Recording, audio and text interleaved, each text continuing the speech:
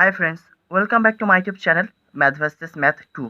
আজ আমরা ক্লাস 11-এর গুণোত্তর প্রকৃতি প্রশ্নমালা 9C এই চ্যাপ্টারের পরবর্তী নতুন কিছু অঙ্ক নিয়ে কথা বলবো। যদি তোমাদের এই ভিডিওটা ভালো লাগে তবে তোমরা অবশ্যই এই চ্যানেলটিকে সাবস্ক্রাইব করতে পারো এবং পরবর্তী ভিডিওর নোটিফিকেশন পাওয়ার জন্য বেল আইকনটিকে প্রেস করে রাখতে পারো। তাছাড়া তোমরা যদি ক্লাস 11-এর সমান্তর প্রগতি কিংবা অনুক্রম শ্রেণী এই সমস্ত চ্যাপ্টারের অঙ্কগুলো দেখতে চাও তো আমার আরেকটা চ্যানেল আছে ম্যাথ ভার্সেস ম্যাথ, সেখানে গিয়ে দেখতে পারো। তার লিঙ্ক তুমি ডেসক্রিপশনে পেয়ে যাবে। তাছাড়া তোমাদের যদি অঙ্ক নিয়ে কোনো প্রবলেম হয় সেই প্রবলেমের ফটো তোমরা আমাকে ইনস্টাগ্রামে পাঠাতে পারো, তার সলিউশন তোমরা ইনস্টাগ্রামে পেয়ে যাবে। তো ইনস্টাগ্রামে যা লিঙ্ক তুমি ডেসক্রিপশনে লিঙ্ক পেয়ে যাবে, তো সেখান থেকে গিয়ে তোমরা আমাকে ফলো করতে পারো। তো চলো আজ নতুন কিছু শেখা যাক। আচ্ছা, কী বলছে দেখা হচ্ছে এ ও বি এর মধ্যবর্তী এন সংখ্যক গুণোত্তরী মধ্যকের সমষ্টি এটা। তো ফার্স্ট অফ অল আমাকে কী করতে হবে, এ আর বি এর মধ্যে এন সংখ্যক গুণোত্তরী মধ্যক আমাকে ধরে নিতে হবে। তাই করছি, মনে করি এ ও বি এর মধ্যবর্তী এন সংখ্যক গুণোত্তরী মধ্যক হলো x1 x2 x3 করতে করতে xn। ঠিক আছে, তাহলে এখান থেকে আমরা কী বলতে পারবো, এ কমা x1 কমা x2 কমা x3 জট করতে করতে xn কমা বি।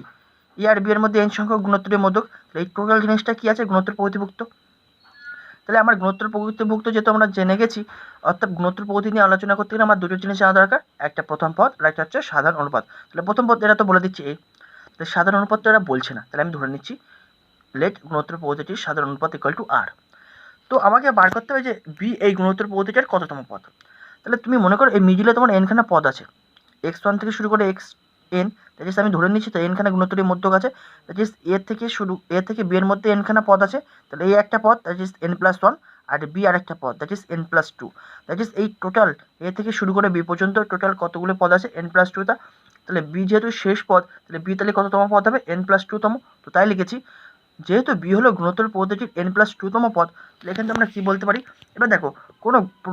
গুণোত্তর প্রগতির nতম পদ বের করার ফর্মুলা কী হয়, a into R to the power n-1। যেখানে a হলো তোমার প্রথম পদ, আর হলো সাধারণ অনুপাত, আর n মানে কি যততম পদের কথা তুমি বলছো। তাহলে এই ফর্মুলা অনুযায়ী এই গুণোত্তর প্রগতিটার, এই যে গুণোত্তর প্রগতিটা আছে এর n+2তম পদ, তাহলে কত হবে, আমরা প্রথম পদ কত ধরেছি a, তাহলে a ইন্টু সাধারণ অনুপাত কত ধরেছি আর, তাহলে আর টু দি পাওয়ার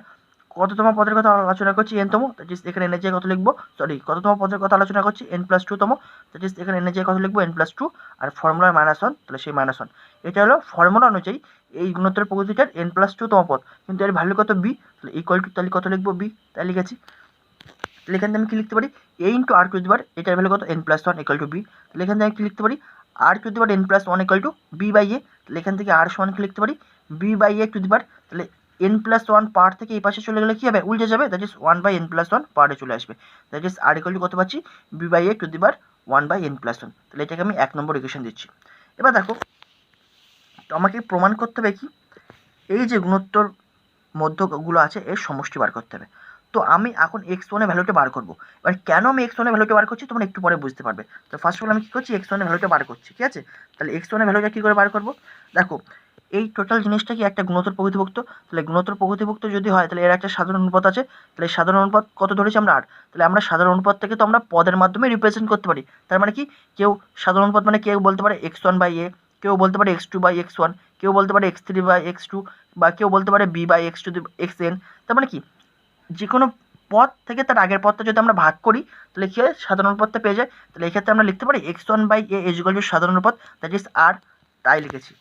তাহলে আবার x1/a ইকুয়াল টু আর, তাহলে এখান থেকে কি লিখতে পারি, x1 ইকুয়াল টু a আর, that is x1 equal to তাহলে কত পাবো, a ইন্টু, এবার আর এর ভ্যালু এই যে পেয়েছি 1 নম্বরে, তাহলে b/a two the power 1/n+1। তাহলে x1 এর ভ্যালু আমরা পেয়ে গেছি এটা। এবার কেন আমরা x1 এর ভ্যালুটা বার করলাম সেটা এবার তোমাকে বুঝতে হবে। দেখো, তাহলে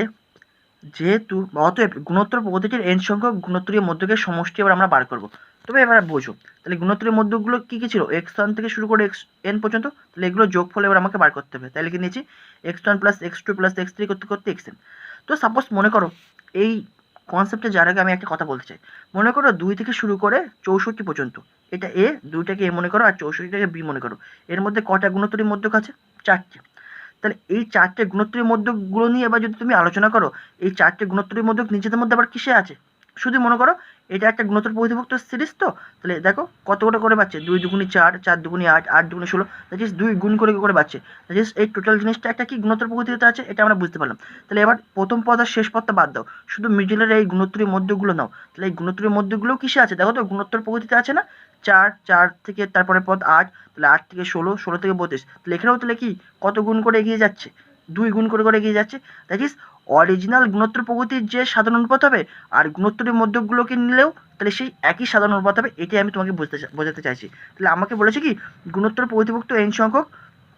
গুণোত্তরের মধ্যকে সমষ্টিগুলো বার করতে বলেছে। তাহলে এখানে যখন আমি সমষ্টিগুলো বার করব তাহলে এখানে সাধারণ অনুপাত কত হবে, কারণ কি অরিজিনাল গুণোত্তর প্রগতির যে সাধারণ অনুপাত আর এদের মধ্যকগুলোর সেই একই সাধারণ অনুপাত হবে গুণোত্তরের মধ্যকগুলোর। তাহলে এখানেও তাহলে এই যে গুণোত্তর প্রগতিগুলো আমি যদি যোগ করি তাহলে এক্ষেত্রে আমাকে তো সাধারণ অনুপাত বার করতে হবে, কারণ কি গুণোত্তর প্রগতির n সংখ্যক পদের সমষ্টির ফর্মুলা কি a into r to the power n minus 1 by r minus 1, যেখানে a হলো প্রথম পদ আর r হলো কি সাধারণ অনুপাত। তাহলে অরিজিনাল গুণোত্তর প্রগতির যদি সাধারণ অনুপাত r হয়, যেটা আমরা ধরেছিলাম এই যে গুণোত্তর পদ্ধতিটির সাধারণ অনুপাত আর, তার মানে কি এবার এদের মধ্যকগুলোকে নিয়ে যদি একটা গুণোত্তর পদ্ধতি গঠন হচ্ছে তাহলে তার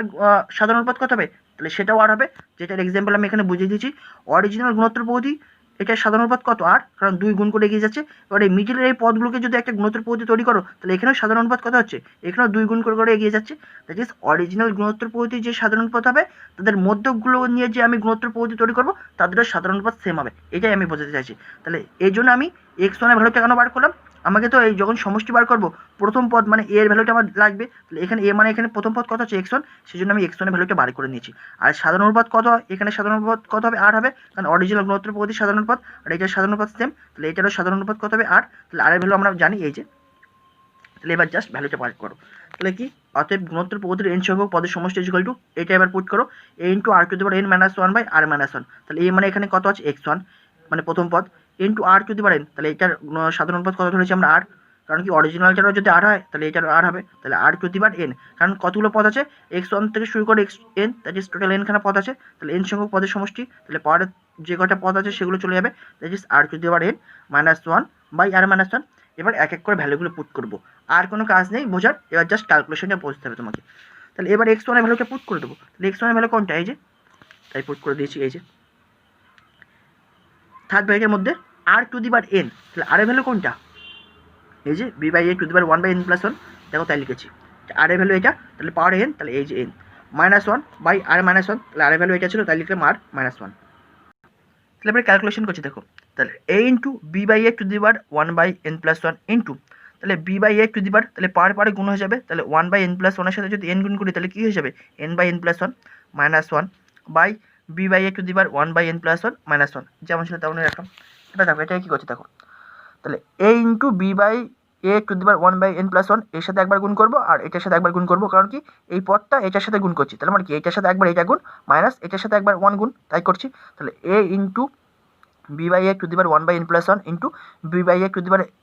n by n plus 1 minus a into b by a to the power 1 by n plus 1 into 1, তার মানে কি এই জিনিসটাই লাগবে বা পড়ে থাকবে, সেজন্য আর 1টা লিখি।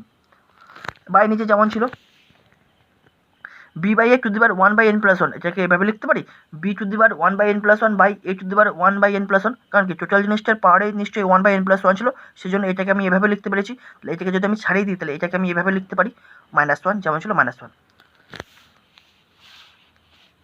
এবার দেখো এবার ওপরে পার্টের জন্য আলোচনা করো, তাহলে a ইন্টু, তাহলে b by a to the power 1 by n plus 1 into b by a to the power n by n plus 1, তাহলে বেস সেম, তাহলে পাওয়ারগুলো যোগ হয়ে যাবে, তাহলে কত পাবো পাওয়ারে n plus 1 by n plus 1, তাই লিখেছি b by a to the power 1 plus n by n plus 1, just পাওয়ারগুলো যোগ হয়ে যাবে কারণ কি base same, minus a into, তাহলে এটাকে আবার ভাঙা দাও, তাহলে ভেঙে দিলে কী পাবো b to the power 1 by n plus 1 by a to the power 1 by n plus 1। আর নিচেরটাকে লক্ষ্য করো, আর নিচেরটা যদি আমি করি তাহলে নিচে যেমন ছিল তেমনই লিখলাম, ঠিক আছে। এবার দেখো আমি কী করছি দেখো, তাহলে আমি এটা উপরে যেটা আছে এই পদ থেকে আমি কী করছি বিয়োগ করছি, তাহলে বিয়োগ করলে এলসিএম কত হবে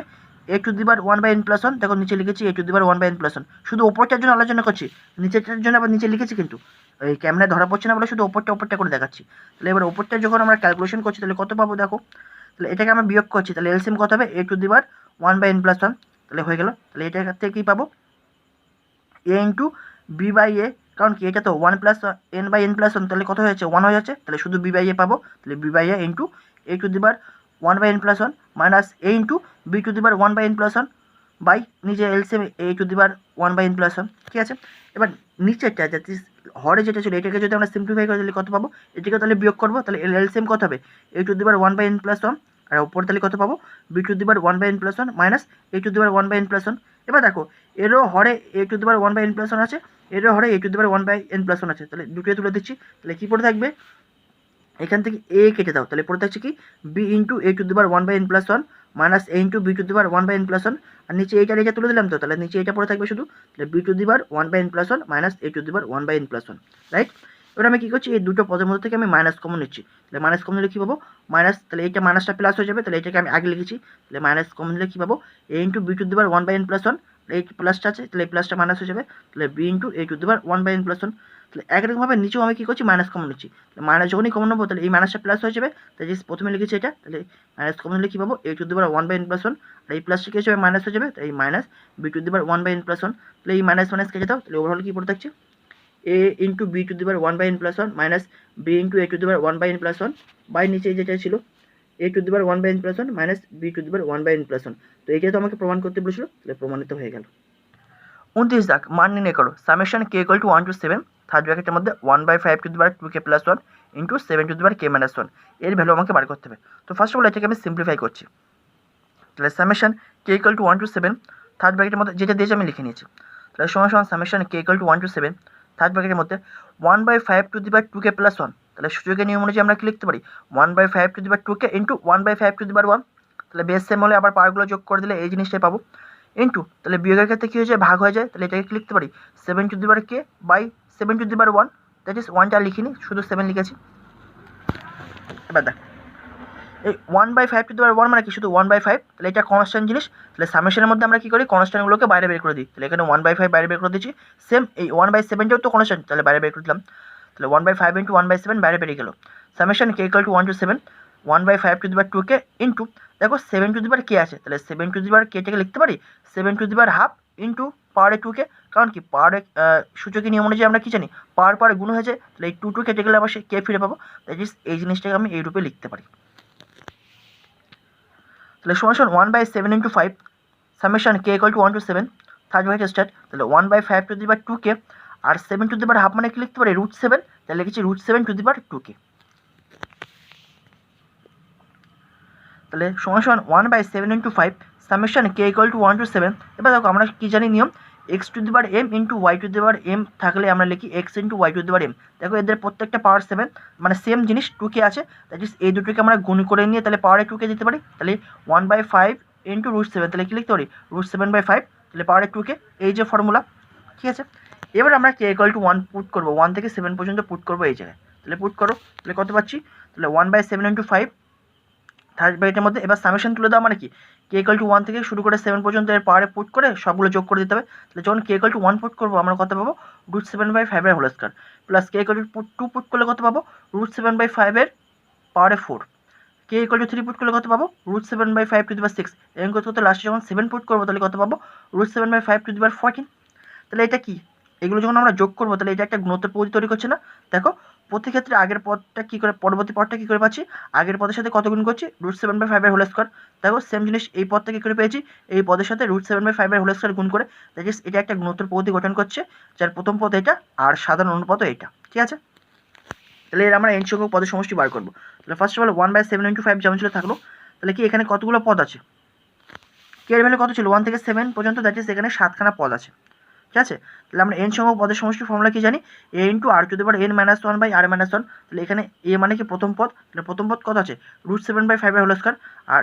r মানে কি সাধারণ পদ, তাহলে সাধারণ পদ আমরা কি করে পাই দ্বিতীয় পদ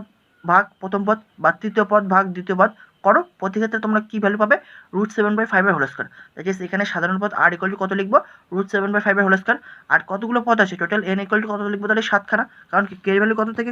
1 থেকে 7 পর্যন্ত, দ্যাট ইজ এখানে n এর ভ্যালু কত হবে 7, তাহলে এবার ভ্যালুগুলো জাস্ট পুট করে দাও, তাহলে কি a দ্যাট ইজ √7/5 এর whole square into r to the power n, তাহলে r মানে কি √7/5 এর হোল স্কয়ার আর n মানে কি 7, তাই লিখলাম 7 -1 বাই r - 1, তাহলে r মানে কি √7/5 এর হোল স্কয়ার -1, ওকে। এবার এটাকে জাস্ট সিম্পলিফাই করো, আর কোনো ইম্পর্টেন্ট কাজ নেই, তাহলে দেখো তাহলে 1/7 ইন্টু 5 ইন্টু তাহলে এটাকে যদি আমি বর্গ করি তাহলে কত পাবো 7/25 ইন্টু, এবার এটাকে সিম্পলিফাই করো তাহলে কত পাবো দেখো 2 সাথে 14